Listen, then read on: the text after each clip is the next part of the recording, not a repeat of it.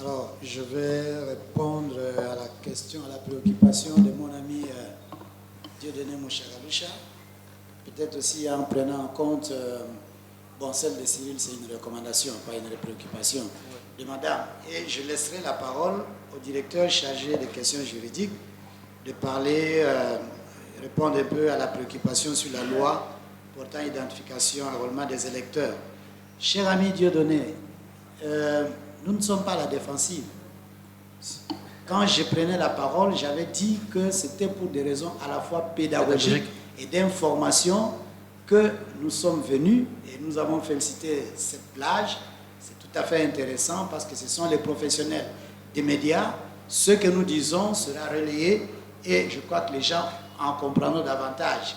Mais c'est surtout ça qui a permis que nous venions à trois pour que certains détails techniques qui se préparent à leur niveau vous soient connus. Donc vraiment, on n'est pas à la défensive. Par contre, nous intégrons tout ce qu'il y a comme préoccupation que nous devrons prendre en compte pour améliorer ce que nous devons améliorer. Ce n'est pas parce que nous répondons à toutes les préoccupations que nous ne retenons rien, non.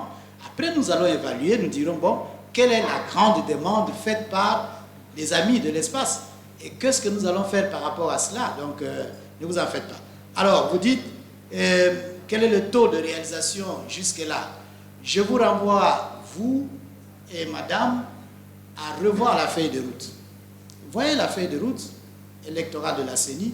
Qu'est-ce qui avait été prévu pour cette période et qu'est-ce qui est réalisé? Je crois que jusque-là, nous avons déjà évalué, nous sommes dans le bon. Si on n'était pas dans le bon, on ne serait pas venu très régulièrement sur la promesse que nous tiendrons au délai. Nous sommes dans le bon. À cette période, nous devions être en train d'impulser l'opération sur la révision du fichier électoral. Et c'est ce que nous faisons. Merci. Le test, les gens ont été recrutés. Le test a commencé avant-hier. Ça va continuer jusque d'ici 2 jours au plus tard, vendredi. Ça prendra fin. On va déployer pour des formations. Et en même temps, finalement, les kits, les 500 kits pour la formation sont déjà arrivés. Donc, les gens qui seront formés vont utiliser le nouveau kit qui servira de l'enrôlement. Et entre-temps, ils viennent de vous le dire, d'ici le 16 novembre, nous allons recevoir 7000 kits. Ça signifie qu'on va procéder selon le plan logistique qu'il vient de donner déjà au déploiement. Et je crois qu'il n'y a pas encore d'inquiétude jusque-là. Et alors, est-ce que nous serons capables de revenir pour vous dire, nous ne saurons plus tenir au délai? Mais en ce moment-là, s'il y a une raison fondamentale qui fera que nous ne puissions pas tenir au délai, qui nous empêcherait, nous allons évoquer cette raison. Pour le moment, puisque la raison n'existe pas encore, je pense que ça ne doit pas être une option pour le moment. Ça ne doit pas être une option. Alors, par rapport à madame, quel est le scrutin avec lequel nous allons commencer? La feuille de route indique très bien le scrutin des élections générales, directes, notamment élection du président de la République, députés nationaux, députés provinciaux et conseillers communaux, conseillers des secteurs et chefferies. Nous sommes en train de nous organiser pour organiser ces élections déjà au plus tard décembre 2023, tel que l'indique la feuille de route. Peut-être qu'il est question de vulgariser davantage ce document qui existe déjà, qui est partagé. Si vous voyez, vous constaterez que les premières élections avec lesquelles nous allons commencer sont celles-là. Directeur, vous avez la parole.